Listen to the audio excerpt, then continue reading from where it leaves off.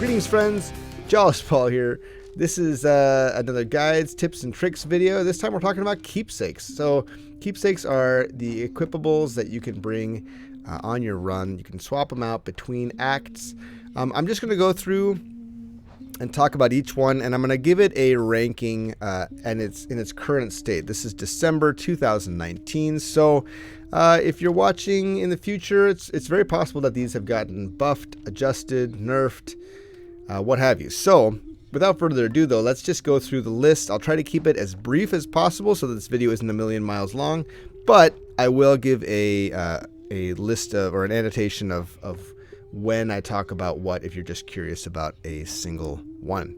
And I'm also talking about these in the context of higher difficulty, like if you increase your heat by probably 15 or above, that's mostly what I'm talking about. So if I say that a keepsake is useless, or I give it a bad tier, that's why I'm doing it, is because it just doesn't work out as well in the more difficult ranks. But that, once again, it could be changed in the future. Anyway, let's start with the old spiked collar.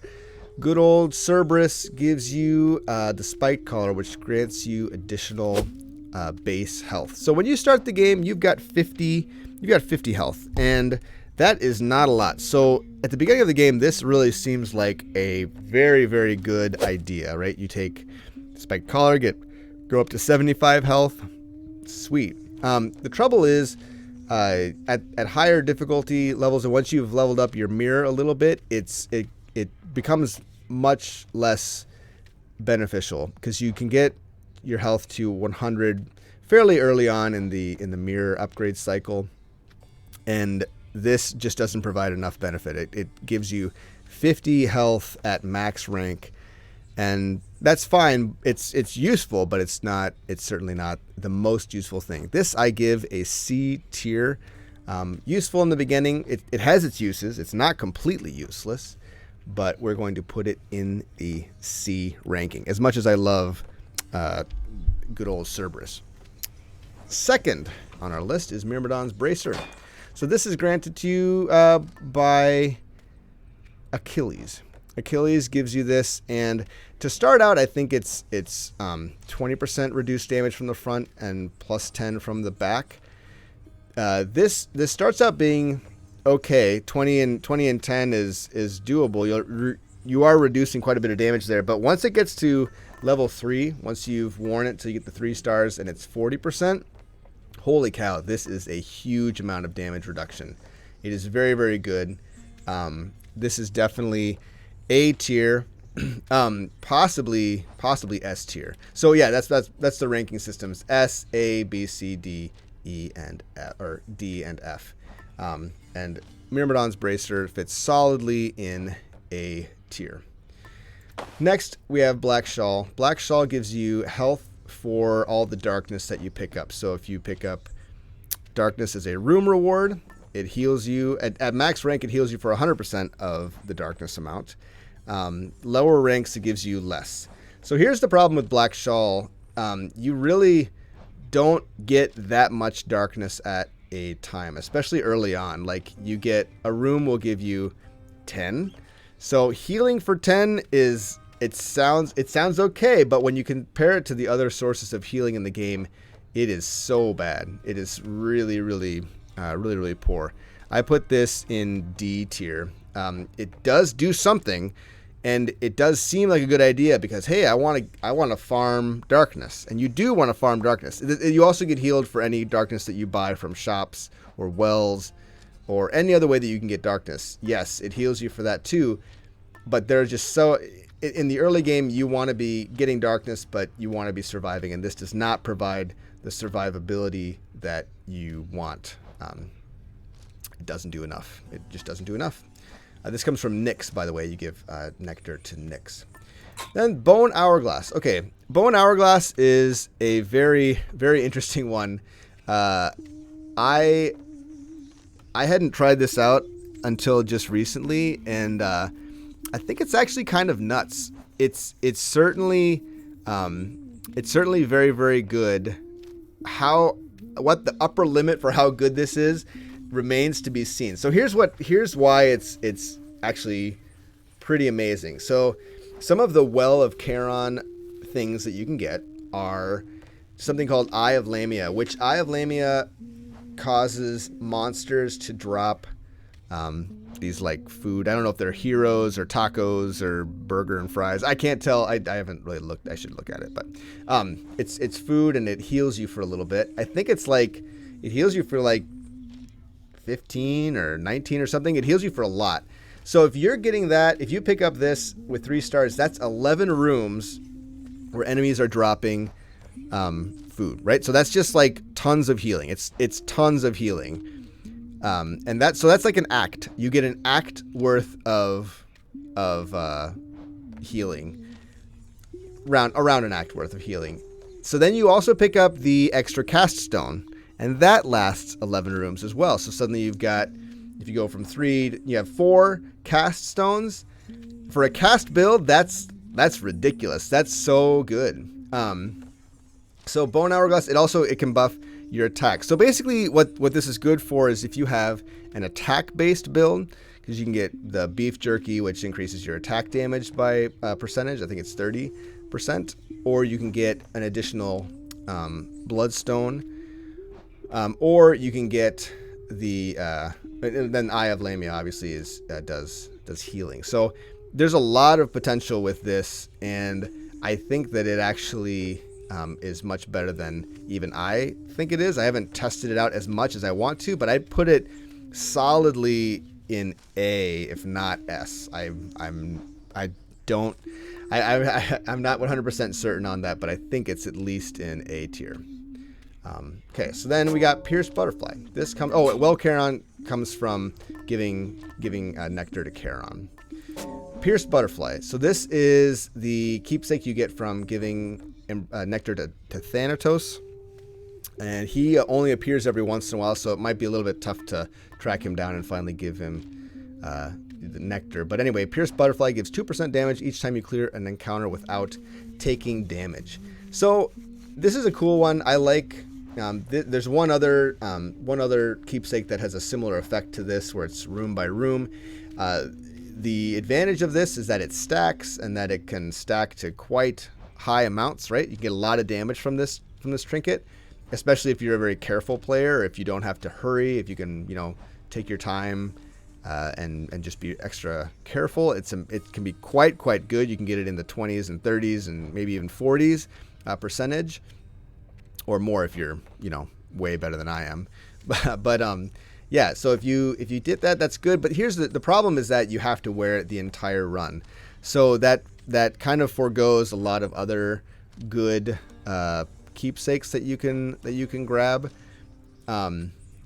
It's still good. I mean, it's still a very, very good trinket. I like it. I like the way it works. I don't know. It makes a run feel special, right? You do a Pierced Butterfly run, and you try to see how high that percentage stack can get, and that's a lot of fun. I like that a lot. So I put this in the B tier. It's good. It's not something that just like breaks the run. And some of the some of these other trinkets break a run just by equipping it for one act. We'll talk about that in just a minute. But you need to wear this for the entire game from start to finish. An entire run, you have to wear Pierced Butterfly for it to be effective. So that brings down its tier ranking by quite a bit. Yeah. So B tier I think is a solid place for Pierced Butterfly. Chthonic Coin Purse. Chthonic Coin Purse at max rank gives you 200 extra gold to spend as you please. This is amazing. This is a very, very, very good trinket. You only need to wear it once. You should wear it at the beginning, wear it in Tartarus, and spend on, getting extra boons. Go to every Charon shop, pick up extra boons, pick up palms, health. Money is the most valuable thing that you can get for your run.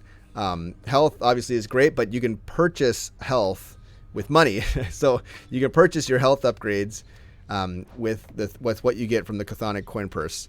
So think of this as about the equivalent of 2 Centaur Hearts, but probably even more than that, because it can also be used for boons, which I think are better overall than Centaur Hearts. Well, they're definitely better than Centaur Hearts. So this is definitely S tier. Very, very good keepsake. If you want, and a suggestion for a first keepsake to get to level to 3, Chthonic Coin Purse is a solid choice. It does so much just by equipping it for one act. So there's that. You get that from giving a Nectar to Hypnos. Okay. Skull Earring. Skull Earring, 40% increased damage at 30 health or below. That's at max rank. You get this from giving Nectar to Megara. Skull Earring is pretty good. It's actually a very decent keepsake.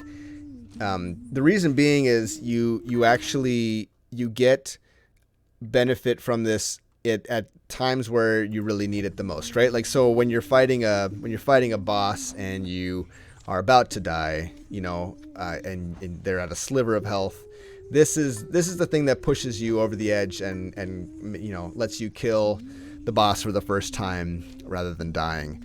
So I like the Skull Earring. It promotes kind of a very aggressive style of play, which, you know, some people really enjoy. I think Skull Earring was one that I wore, you know, back in the days of just Tartarus and Asphodel. I would wear Skull Earring and Asphodel regularly because I wanted to beat that doggone that doggone Hydra, and having 40% extra damage was so good. So Skull Earring, I give this an A tier ranking. It's fun, it's powerful, it kind of got a cool, you know, it's different from the other ones in how it works. I think, maybe a little bit different. Kind of a high risk, high reward sort of keepsake. Okay. Harpy Feather Duster. Oh, and you get this from Megara, and I don't think you have to beat Megara to get this. I think she shows up. Spoiler alert! I think she shows up in the House of Hades before you even kill her. I think so. All right. Next is Harpy Feather Duster. You get this from Dusa. Broken urns have a 4% chance to contain healing items. So this does, I think this does like 9 healing. Each one of the little, it's another one of those heroes or whatever sandwiches that you can find by smashing pots. And so in some ways it's kind of annoying because you have to run around and smash all the pots in every room to get the maximum benefit from this. However, it's a ton of extra health. It's a huge amount of health. So if you are trying to beat the game and you want something to just kind of get you through an act, you know, get some extra health from whatever, this is a solid choice. 4% doesn't seem like much, but there are a lot of urns in this game. Lots of urns for you to smash. So I like Harpy Feather Duster. I give it probably an A ranking. You know, its healing is so valuable in this game. Health recovery, I think, is something that really makes a huge difference, and so this will kind of carry you through, especially on the higher difficulty settings. All right, Lucky Tooth. All right, Lucky Tooth. You get this from giving Nectar to Skelly. So Skelly gives you Lucky Tooth, and this used to be terrible. This used to be, I think, at max rank, it would bring you back to life with like 50 health or something. Like, it was really ridiculously low, and it was kind of awful. But it's not bad now, right? And even at rank 2, I think at rank 3, it gives you like 150 health, if I'm not mistaken. And that's a lot. I mean, that's a lot for any Death Defiance effect to give you 150. So it's much better than it used to be. It's certainly way better than something like Old Spiked Collar, which gives you flat health. This brings you back to life with tons of health at your disposal. Okay, so I give this a solid B tier ranking. It's got a huge effect. It's the only way to get a 4th Death Defiance effect. Right now the game has 3, and you can replenish those if you lose them, but with Lucky Tooth you get a 4th one. So it's got a nice effect. I like it a lot. Yeah, B tier. Shattered Shackle. I wanted to like this. I wanted to like this a lot. You get this from Sisyphus. Pillars, rubble falling from pillars deals 600% damage to foes. It's a lot of damage, right? If you manage to, knock an enemy into a pillar and rubble falls, or if they just happen to be standing around and you're swinging your sword and destroying pillars, sure, you do a lot of damage. But here's the deal: it's so unreliable. You don't get rubble falling from walls. You don't get rubble falling from certain objects in the game. It's only from like certain specific pillars.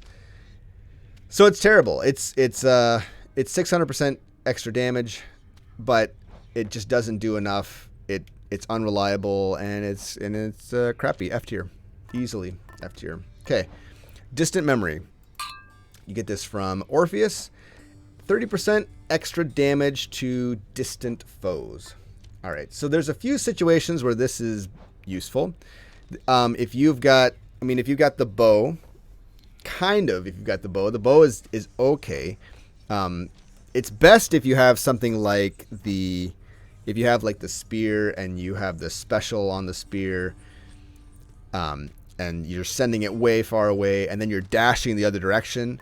Then you're guaranteed to get that 30% increased damage. But it's pretty far away to get the extra damage, and not every weapon utilizes it. And it's only 30%. Like, there's so many effects in the game that are much, much more powerful. So many other keepsakes that provide a more powerful effect.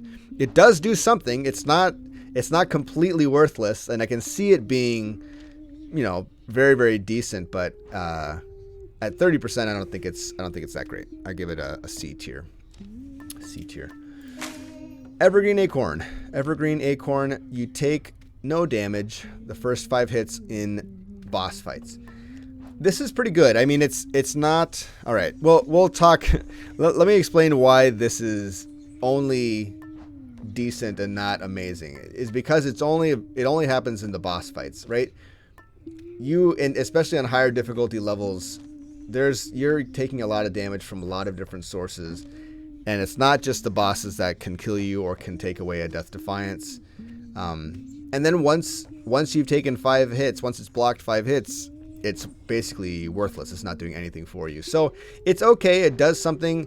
It might help you push past that boss fight that you've been struggling with. But there are better options, which we'll talk about in just a moment. Speaking of which, okay, so that's from Eurydice, and so I put it in the B tier. It's okay. It's not amazing. There's certainly better things. Broken Spearpoint. All right. For instance, a better way to mitigate damage is the Broken Spearpoint. After taking damage, become impervious to damage for 1.5 seconds. This is an amazing keepsake. You may not want to wear this right at the beginning. Like if you're consistently getting to Act 3 or 4, I would slap this on in Act 3 and 4. Because it blocks so much damage, especially Act 4. The Temple of Styx has lots of lasers, lots of poison. So you initially get poisoned. I think for it does one hit of damage, and then all of the extra poison is blocked by that spear point for 1.5 seconds. It's almost like it was made for Act 4 in some ways. It feels that way. You take laser damage from Hades himself. Spoiler alert. So it's very useful in that way too.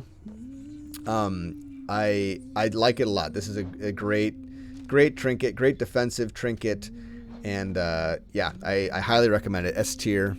If you can get, so you have to get to Act 3, and talk to Patroclus.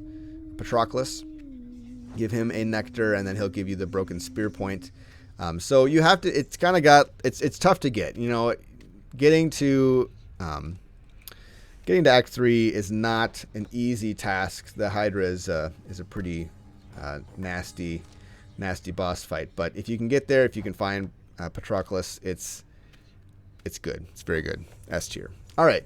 I'm going to. So these are all God, like boon-giving God bonuses. So I'm not going to talk about this. I'll skip the egg too. I'm going to jump down to the Lambent Plume just for now. So Lambent Plume is very similar to Pierced Butterfly. Lambent Plume Get 1.2 dodge percent dodge chance and move speed each time you quickly clear an encounter. This is a fun one. I like Lambent Plume for its flavor in the same way that I like the Pierced Butterfly. It feels like it's a specific type of rum. I'm gonna do a Lambent Plume run in the same way that the Pierced Butterfly works. You can't, if you unequip this, you lose the effect. So if you've gotten a stack of if you're at 15% chance to dodge, 20% chance to dodge, and you unequip it and switch it out for something else, you lose that, and you don't or dodge and move speed, I should say. You lose that effect. So it's not the best thing ever, but it certainly is fun to slap it on for a Lambent Plume run, see how many stacks you can get, and run around the map. Is it the strongest thing in the world?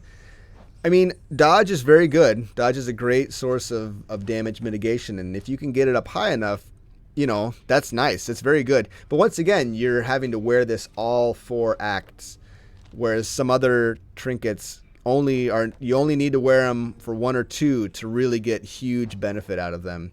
So it's kind of a high risk, high reward sort of deal. Plus you have to clear very quickly, which can be difficult. Certain builds just don't pump out enough damage to make this a possibility in a lot of rooms. And I don't know, some rooms just feel like, I don't know, especially when you get into Act 3, those rooms just take forever. At least for me, they do. Once I get to Act 3, I never get Lambent Plume stacks, it seems like. But anyway, fun one. I'd give this a B tier, similar to Pierced Butterfly. It's fun. It's not the most powerful thing in the world. Okay, so now we're talking about a different breed of keepsakes, right? So now we're in the God keepsakes, right? So the God keepsakes have a different kind of effect. God keepsakes, you put them on for a act. You probably shouldn't wear them for more. Shouldn't wear one God for more than 1 act. And here's the reason why. The way that it works is say you wear the Owl Pendant. It guarantees that you'll find a boon from Athena. It guarantees the next boon will be from Athena, and her blessings have a 20% chance to be rare or better. Okay, so. And they're all the same. They're all like that. That's what each of these does for their respective god, right? So we'll have to talk about. They're very good. I'll just say that just in general, they tend to be. I tend to like these a lot better than I like almost any of the other the other keepsakes, because these allow you to kind of seek out certain boons, duo boons, which if you don't know how duo boons work, you should watch my video on that. I'll put a little tag there for you. But duo boons are very, very powerful, and they require you to have a tier 1 boon from two specific gods, and they have a duo boon that works together. So in order to do that, or the best way to do that, is to go after specific gods, and this is the easiest way to do that. So once you get a boon from a god, you are much more likely to get more boons from that god. And so if you want to, say you want to go for Athena's legendary, good luck, by the way. If you want to go after her legendary, you should put this on Act 1 and try to get some boons from her. Hopefully you get Brilliant Riposte, and then just keep going after that Athena legendary. It's a good legendary, but anyway, this can help you get that ball rolling. Or there's tons of other duo boons. You should look them up on the wiki. They're fun. They're a lot of fun to go after. I think it's kind of a fun way to play the game, going after those or going after legendaries. Okay, so that's, and then I should talk about the Cosmic Egg. So you also get chaos boons. Chaos gates appear, and you can jump down into them. They cost health. I think it's 26 health to jump into a chaos gate. Not the end of the world, but it is something, especially in the beginning. If you're struggling to avoid damage in the rest of the game, that can be a lot. And then it increases his chance by 40%, or his or her chance by 40% to be rare or better.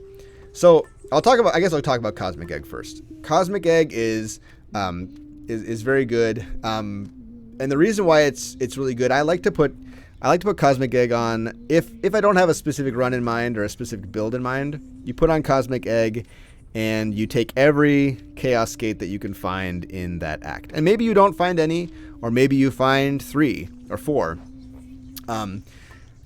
The effects that you get from Chaos are game breaking.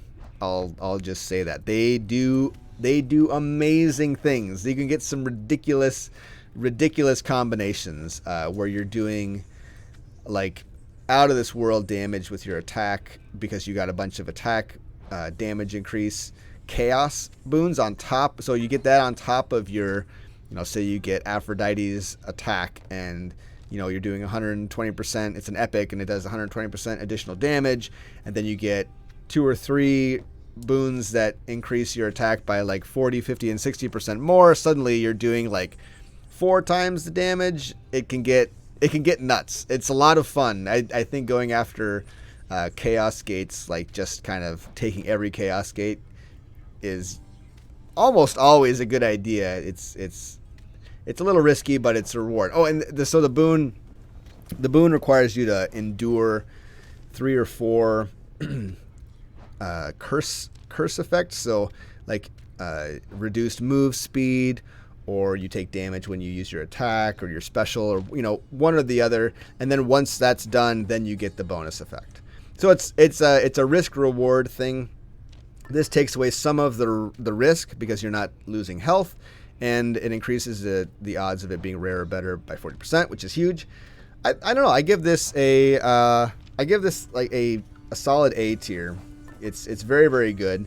Yeah, you should totally try it out. You get this from Primordial Chaos. So you go into a Chaos Gate and you give Chaos a nectar. All right, let's jump back to Owl Pendant. So how good is Athena? How good are Athena boons? What do I think about Athena boons? So her boons provide, on her tier 1 effects, they provide the deflect effect. So deflect, basically, it can negate, if you time it right, it can negate damage from melee attackers, and it sends ranged attacks back to enemies, which is very good. It's a very, very good effect. It used to be a little bit better because you used to be able to find certain abilities had longer deflect times. But it's still good. So that's one thing that Athena does. She also provides, she's the only other way to get Death Defiance back. She provides two different sources of Death Defiance. So taking boons from her, if you're dying and you don't have enough Death Defiance to survive, she can provide that extra little push to get you farther. So that's excellent. And then she gives percentage increased damage to her attack, cast, and special.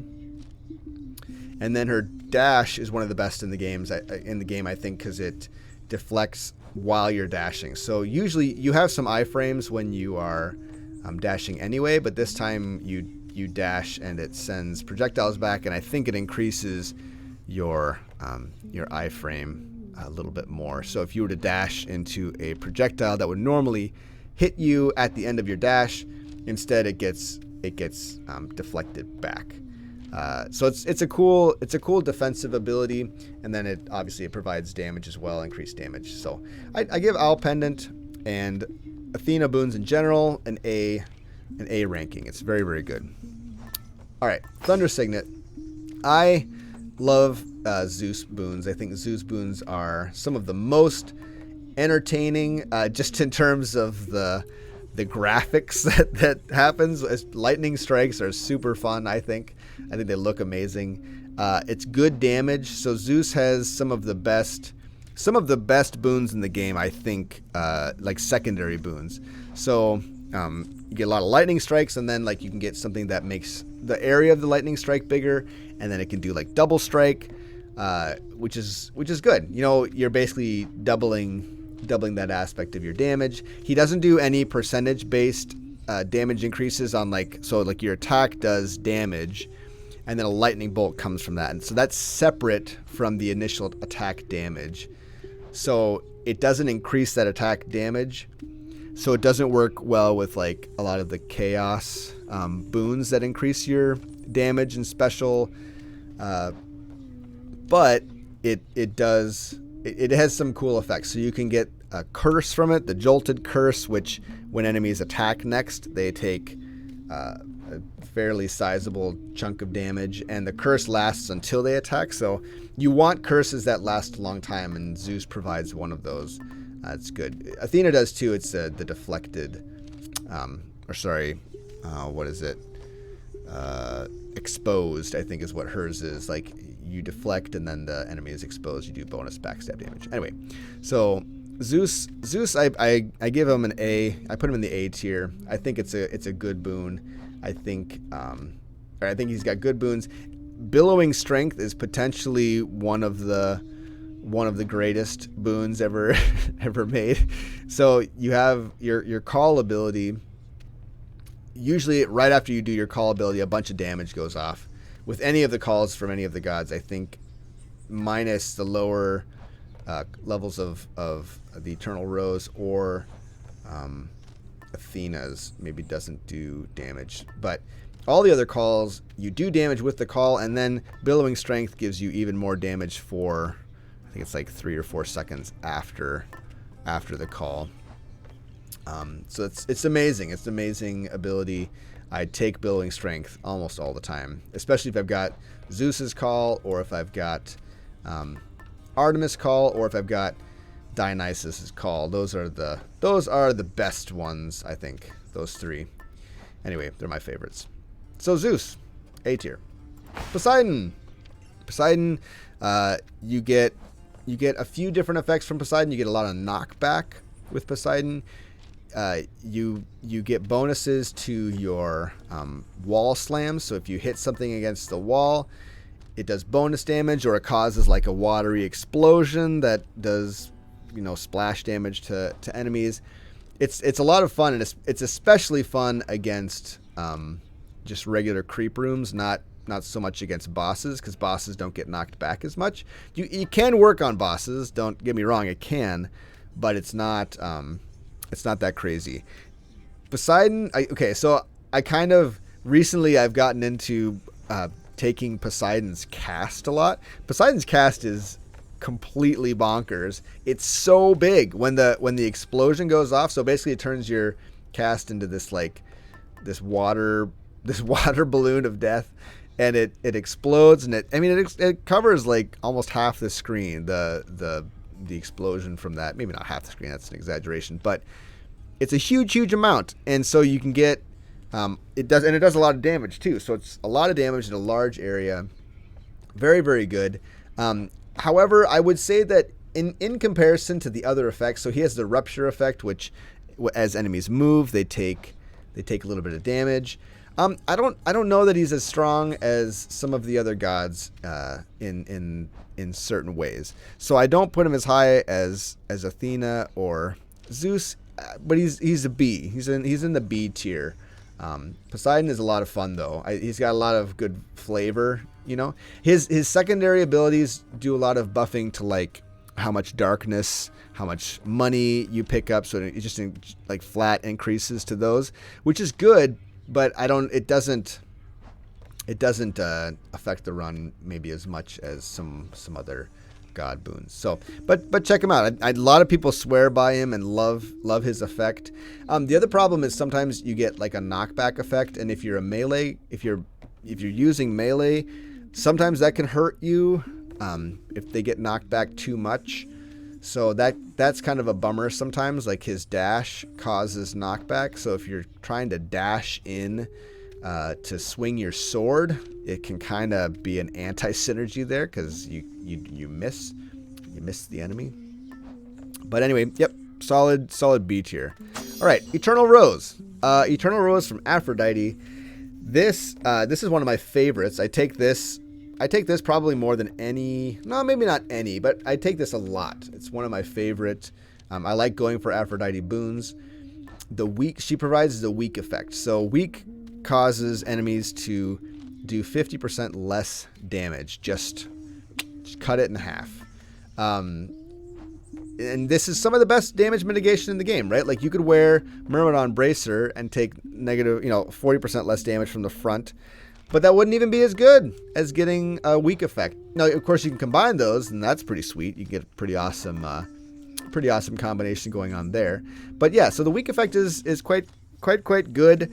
And then she also, if you look at her numbers, her percentage, so she does percentage increased damage. All the three of these have Athena, Poseidon, and Aphrodite. They all do percentage increased damage to attack and special and cast, but I think a lot of the other ones do too. I don't know, actually none of them do to cast. Anyway, percentage increased damage to attack and special, and then provides the weak effect. She also provides a lot of like other damage mitigation, health restoration. So like if you're picking up, she has one that increases the effect of centaur hearts, so it makes them bigger. So if you were to get 25 normally, you could get up to 33.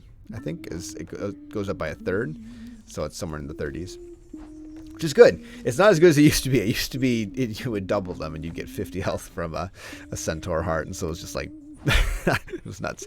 The only problem with Eternal Rose is her call. Her call is terrible and broken. You can lose a Death Defiance for no reason by using her call at the wrong moment in the game. It's a bug. It'll be fixed by the time most people watch this, I'm sure. So right now, as of December 2019, her call, it charms an enemy, and it only charms an enemy for like 2 seconds, and a boss for even less. It does nothing else. It charms one enemy for a couple seconds, and then if you get max rank in her call, it does 2,500 damage and charms an enemy, I believe. So the 2,500 damage is basically all you're going for. That was huge. It used to be this. There was a fun thing that you used to be able to do where you could go and fight the Hydra, and the Hydra has all these different phases. And if you got Eternal Rose and you got her call, you didn't need Eternal Rose to get it. If you got her call, you could, with certain like damage, some damage boosting methods, you could skip the last phase of the Hydra fight, which is so cool. Yeah, so it's fun, but that's the main problem I think with Aphrodite. They need to do something about her call, and I'm sure that they will, because this is Supergiant we're talking about. They're awesome. Okay, I put her in S tier. The weak effect in and of itself is so strong, but then if you factor in the fact that it does the most, it's got the highest percentage damage increase for special and attack, I don't know, it's hard to go wrong. It's a really good effect. All right, Adamant Arrowhead. Next boon you find from Artemis will be 20% chance to be rare or better. Artemis is another one of those gods that I like to take a lot. I think maybe it's a tie between her and Aphrodite. Her boons provide crit chance, so it does a percentage damage increase on your attack or special, but then you also get crit, and then your cast can crit if you take Artemis's cast. Her call can crit. You can provide an effect where anything can crit, so pressure points gives a 4% chance or a 3 or 4% chance that any source of damage can be a crit. And then she's also the god that you want to take if you're trying any kind of a cast build. She has some of the only boons that affect cast beyond just changing the cast to, whatever it is. Like each of these has a cast, but they only have the cast, and then after that, there's no bonus effect or no additional effects to cast. Whereas hers, you can decrease the amount of time that the bloodstones are lodged in the enemy. You can cause damage to happen when they dislodge out of an enemy. You can increase the number of cast stones you get. Her legendary gives you 3 3 bloodstones for your cast.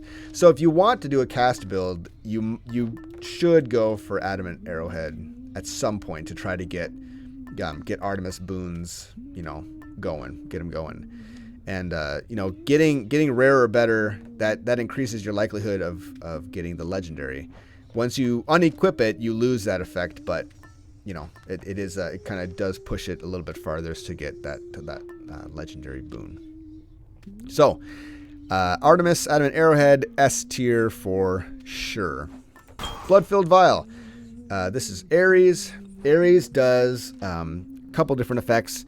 He has the Blade Rift effect, so his dash has Blade Rift, and his cast is a Blade Rift, and his call is a Blade Rift. And that's basically very, very fast, small amounts of damage. Very, very fast. Like, I don't know how many ticks per second, but a lot of ticks per second. So like you'll see like a 13 damage, and so it's like that 13 damage just like ticks super, super fast. Blood-filled Vial, I like Ares boons a lot. They are they're fun. Oh, so that's one effect, the Blade Rift, but then there's also Doom. He provides Doom on his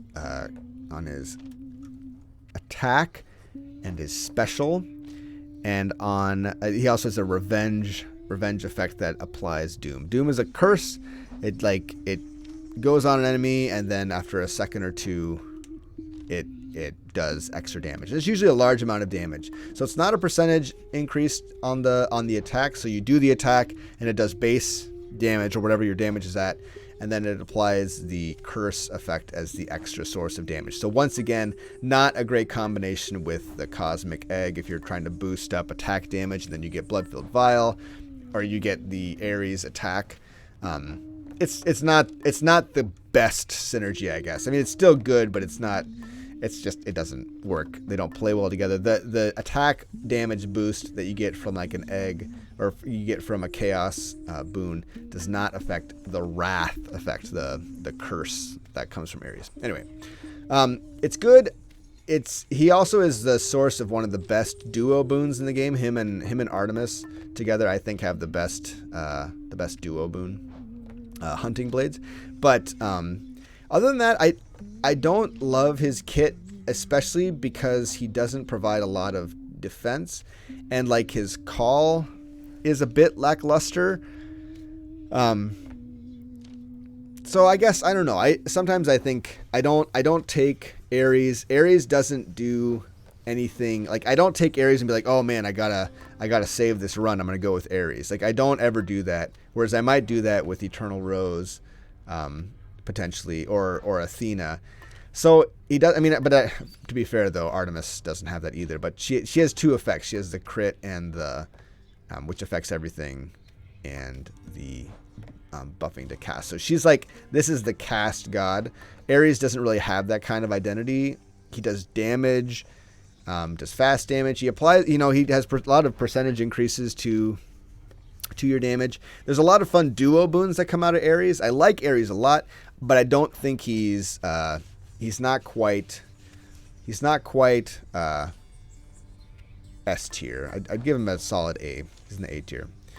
All right, Dionysus. I go back and forth on Dionysus, to be honest with you. I like Dionysus, and there's lots of things that I like about Dionysus. Poison is a very, very good effect, especially if you get it on certain weapons. Oh, that I should also mention, like, all of these are either slightly stronger or slightly weaker depending on the weapon that you have. That should go without saying. Like, your special, if your special is a certain way, it's gonna benefit from these gods' boons in different ways, and for better or for worse. Anyway, Dionysus does poison damage. That's a cool effect. It's a very cool effect. It's basically a long-lasting curse that does like ticks of damage, similar to maybe what Ares does, except Ares is just one big source of damage. Dionysus is like little bit. I don't like his tier 2 boons. So the boons that affect poison or like enhance poison, I don't like them very much. I think that they need to be tweaked a little bit. They don't do enough, and they don't do it fast enough. In this game, you kind of have to be fast, especially at the higher difficulty level. If you want to, using tight deadline is typically just an easy way to get heat ranks, and so you don't want to go slow. I'm not saying Dionysus is slow, but one of his effects is that every 4 seconds, poison spreads to another enemy. And I'm just thinking to myself, like, 4 seconds is about the lifespan of most of the enemies that I fight against, right? Like, you want to be able to kill an enemy in 4 seconds, maybe a little bit more, but my argument is that is too little, too late to spread one stack of poison to an enemy. The idea is you want to get as many stacks as possible. And if you combine this with one of his other tier 2 boons, which is that if 3 or more enemies are poisoned, then all of your damage is increased by a flat %. That is an amazing boon. The trouble that I have with that one, though, is it doesn't usually work against most bosses. Or not most bosses, but like it wouldn't work against the Furies usually. Or, maybe there's times where the Furies it would work. Like it wouldn't work against whichever the murder Fury. But it might work on the other ones, and then it doesn't work on Hades very well, because Hades doesn't usually have a lot of adds in that fight, and you want damage. You want lots of damage against Hades. So that's kind of a missed opportunity. But I like Dionysus. He's one of the, I think, in Act 1 and 2, I mean, his attack and special in Act 1 and 2 can be super overpowered. Like it can do proportionally more damage than a lot of these other gods can dish out if you have the right weapon combination with Dionysus. So I put him in the B tier. I go back and forth between B and A for him, because sometimes his abilities are so ridiculous. Like his call is out of this world. It's so good. Especially if you can get one other curse. Like if you can combine Dionysus with Eternal Rose, because weak lasts a long time, so it'll probably last the duration of Dionysus's poisons. Man, that is a solid combo there. And so that pushes him over the top, and then his call is like, it's 23 damage a tick, but then it's 50% more because you've got Eternal Rose, and then you've got all these other things happening, and it's good. It's really good. Provides a lot of damage. So that's all the regular keepsakes. Now we've got a lot of them now, and we're gonna get more, and I'll cover those as they come out, I suppose. But I thought I'd just do a quick overview of all of these. I'll talk very briefly about these 4 cute little trinkets. So in addition to any of these trinkets that you take, you can pick up one of these dudes. So I'll go through each one and how you acquire them, and then what they do. So we'll start with Companion Rib from Skelly. So Companion Rib, and if you don't want to hear about these and how to find them, if you don't want to be spoiled on that stuff, you should quit now, or you should stop the video now. We'll if you want to discover it on your own. But anyway, Skelly, you can always find Skelly. Give him a bunch of nectar. Nectar, I think you have to get him to a certain level, like maybe it's like 6 or 7 nectars, and then he'll give you a quest to kill him with the Hades aspect of the sword. And then once you do that, and he'll come back, you can then give him ambrosia, which is the more fancy version of nectar or whatever that you get from, I think you get that from killing, you get that from killing Theseus and Asterius. You get one of those.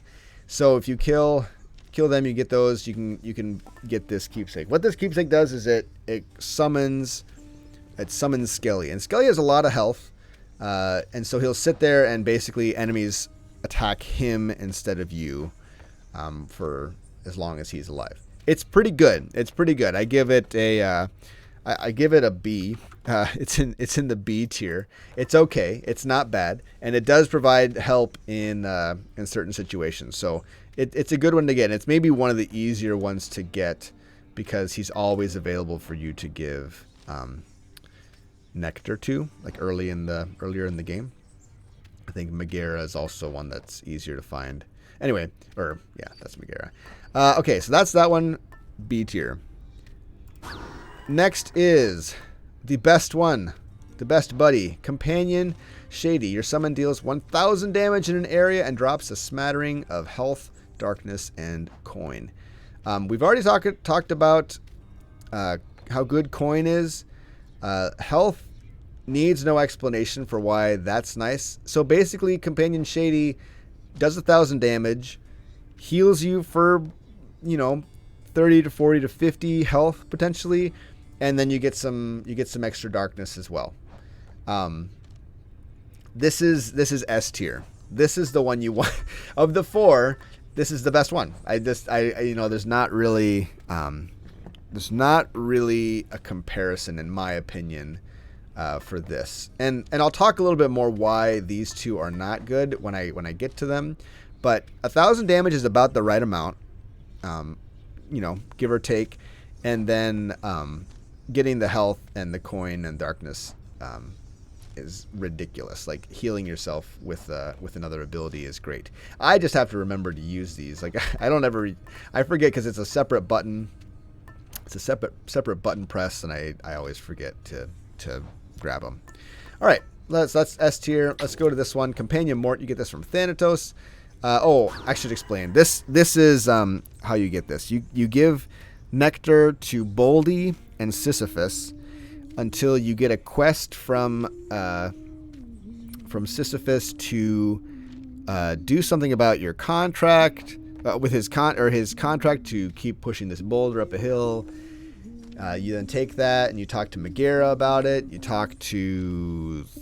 I think you talk to Thanatos about it. You eventually talk to Hades about it, your dad, and you discover that this contract it's been lost. And then eventually after that, you find it in the little table where they sell things to you for gems and diamonds and whatnot, decor things. You can buy his contract. And once you've bought his contract, you take that, I think you take that to Hades, and then it relinquishes him. And the next time you see him in a run, you can give him ambrosia, and then he will give you Companion Shady. So that's how you find that. It's probably one of the more difficult ones to find because you don't always run into Sisyphus, although Sisyphus does show up in Act 1, so it's not terribly difficult to find him. Yeah, so that's how you find that one. Companion Mort is from Thanatos. You give nectar to Thanatos every time you see him, and then eventually, I want to say you go and have drinks with him one time, and then he kind of becomes your friend a little bit, and then you give him ambrosia at that point, and he gives you this. So it does 3,000 damage in an area in front of you after a brief delay. Very similar to the Circle of Death that he deals in the when he comes and competes with you to kill the most enemies. It's a lot of damage, right? It's a lot of damage, but here's the problem with it. It's good. It would be good against like a champion room where there's a lot of enemies, especially if you've taken the heat or the pact of punishment option that makes there be more difficult champions. But the problem is that it's not useful. For one, you can't use this against Hades. Spoiler alert. It won't go off against Hades. So if you want to use it on a boss, which is like the first thing I think of, like, hey, let's just like one shot the boss with this. Well, the problem with that too is bosses have phases, right? So you've got a certain amount of damage, and then they go invulnerable, and then you enter the next phase. This just gets you to the next phase. It just doesn't do enough. 3,000 damage, and the delay is pretty long. This is D tier. It does something, but I wouldn't ever take it. It's not good in its current form, right? Maybe they'll buff it later. That'd be awesome if they did. Okay, so that's Companion Mort. Companion Battie. This comes from Megara. Megara and you, spoiler alert, have a little bit of a relationship thing, or you used to have a relationship. It's tense between the two of you. So you keep giving her nectar, and then eventually you go out for drinks with her, and then she shows up in your room. And then there's a few other things that happen. I can't remember all the details. Just keep giving her nectar every chance you get. There'll be events, and then she'll give you, I think she gives you a little bit of a quest. It's nothing too crazy. I don't think it's not like a difficult one or anything. But you do her quest, and then she gives you Companion Battie. Companion Battie has the same problem as Companion Mort. It does 2,000 damage several times to foes in front of you. It's great against a champion room, right? Like that would be perfect for taking out those nasty champion rooms. It's good. But yeah, once again, 2,000 damage against a boss, that gets you to the next phase, and then you can't use it again, right? You can only use it once per encounter, and then you have a max number of uses per escape. So I accidentally leveled her to level 2, which is fine. I'll try, I'll give her a chance again, but and I'm guessing that they'll do some adjusting. But yeah, she does 2,000 damage several times to foes in front of you. Great in a champion room. Not so amazing in other situations, and certainly not against bosses, because I want to use this against a boss, but it just doesn't do enough. I guess the only exception would be Asterius and Theseus, because their phases are there's a little bit more health between each phase, I think. So it's beneficial to do that damage at the very beginning. You can get them into the second phase right away. That could be useful. But otherwise, yeah, not as great. Not as bad as Thanatos's, not as bad as Companion Mort, but I'd put her in C tier, right? So we got D, C, B, and S. You want to be taking Companion Shady. Friends, that was a long video. Talking about keepsakes. I hope it was beneficial to you. If it was, please let me know in the comments. If I didn't like your favorite keepsake, please let me know why in the comments. I'm sure you guys all have very strong opinions about this. And that's kind of why I wanted to make this video, because this is where I currently am. And people have turned me on to new ideas in this game so many times through comments. And I love it. I love that aspect of this. So please leave a comment. If you like the video, if you like this, I've got other guides that you can check out on. I have a guide playlist if you want to check that out. And I'm making more of those all the time. Just trying to get better at Hades myself and share the knowledge that I've picked up over the last year.